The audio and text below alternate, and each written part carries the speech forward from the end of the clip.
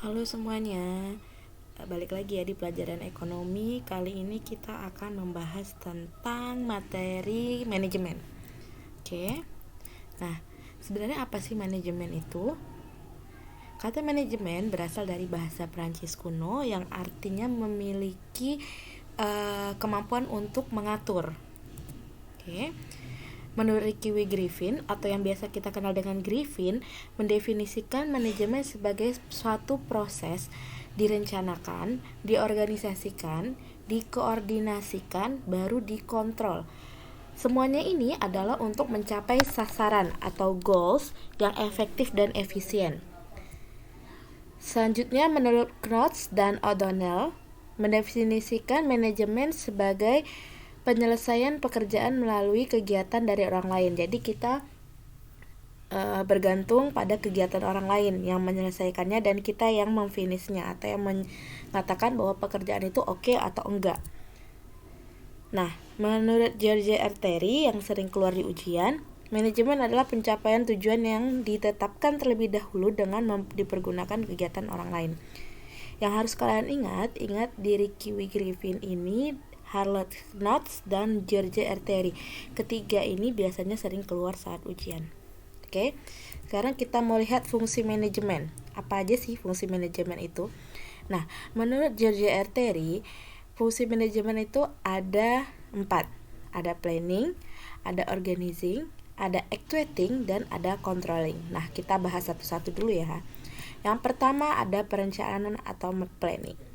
Nah, seperti yang kalian tahu, planning itu berarti kan merencanakan sesuatu hal. Sebelum kita bekerja, sebelum kita melakukan sesuatu, kita udah ada planningnya. Mau apa nih? Mau melakukan hal A, melakukan hal B. Nah, kalau di planning di manajemen itu ada 3 jenjang.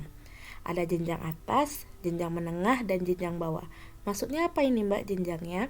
Jenjang itu jenjang atas tentu untuk para divisi yang di atas. Jenjang menengah misalnya untuk para manajer. Jenjang bawah mungkin bagi para koordinator. Jadi jenjang atas bagi para direktur, manajer, dan para koordinator. Lanjut ya. Yang kedua, manfaat perencanaan. Nah, kita merencanakan suatu hal pasti ada manfaatnya. Oke, yang pertama itu tugasnya menjadi tepat sasaran. Yang kedua, meminimalisir peluang kesalahan. Pedoman kegiatan, kesatuan visi dan misi. Oke. Nah, kita lanjut yang kedua yaitu pengorganisasian atau organizing. Namanya kita mau melakukan manajemen, berarti kita harus mengorganisasi orang. Bagaimana kita nih merekrut orang-orang. Nah, bentuk organisasi ini ada 3 juga. Yang pertama ada organisasi garis, yang kedua organisasi fungsional, yang ketiga organisasi garis dan staf. Kalau garis, organisasi dengan wewenang pimpinan yang langsung ditunjukkan kepada bawahan.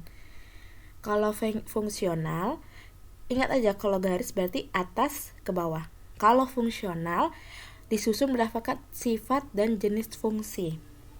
Tapi kalau garis dan staf memberi komando kepada bawahan. Nah, bingung kan? Apa beda organisasi garis dan staf sama organisasi garis? Kalau organisasi garis itu dia langsung ditujukan kepada bawahan, tapi kalau garis dan staf itu lebih ke memberi komando. Oke. Kalau ini memberi wewenang, kalau ini memberi komando, berarti dia harus disuruh dari atasan. Selanjutnya, actuating atau pelaksanaan. Nah, pelaksanaan adalah fungsi untuk menggerakkan orang-orang supaya bisa bekerja sesuai dengan tujuan yang sudah ditetapkan. Ingat kalau seorang manajemen harus mempunyai jiwa kepemimpinan atau leadership.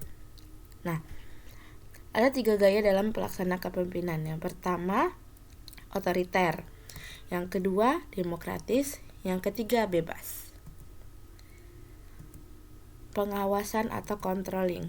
Pengawasan itu fungsi manajemen untuk mengoreksi kesalahan yang terjadi demi tercapainya suatu organisasi.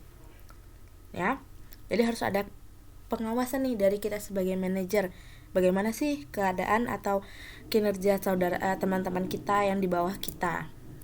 Nah, fungsi pengawasan akan efektif apabila memperhatikan hal-hal seperti jalur kesalahan, pendapatan waktu, terus penetapan pelaksanaan pengawasan, perintah pelaksanaan, dan seterusnya.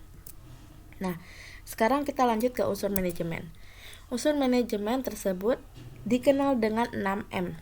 Yang pertama, man. Man itu orang ya. Jadi unsur manajemen itu terdiri 6M. Yang M pertama man.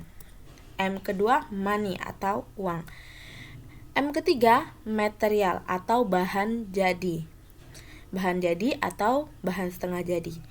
M keempat ada machine atau mesin, atau juga yang dibilang bisa sebagai peralatan. Yang kelima, M-nya adalah metode.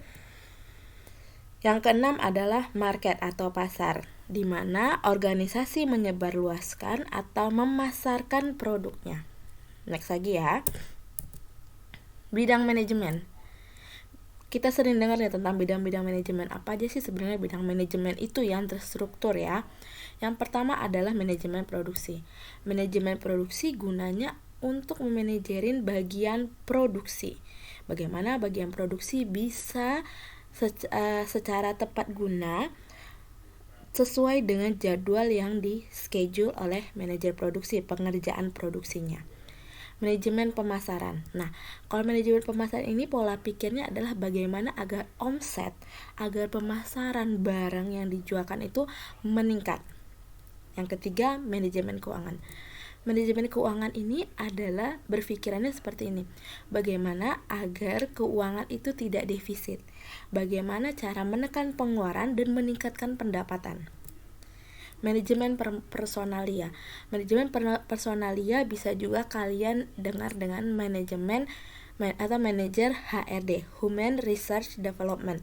Dia itu bagaimana cara membuild atau membangun seseorang, merekrut orang, menggaji orang sesuai dengan kemampuannya. Seperti yang ada di slogan manajemen, the right man in the right place. Nah, yang terakhir adalah manajemen administrasi. Manajemen administrasi ini memberi perhatian kepada layanan administrasi agar terstruktur dan tertata dengan rapi. Lanjut ke tingkatan manajemen. Ada top manajemen, itu seperti direktur dan manajer senior, eksekutif, CEO, dan lain sebagainya.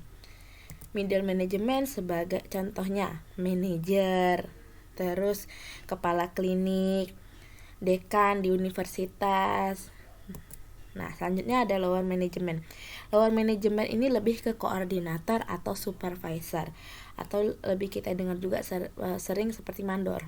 Kalau seandainya kita bekerja di lingkungan perusahaan, dia ada koordinator, manajer, direktur, CEO.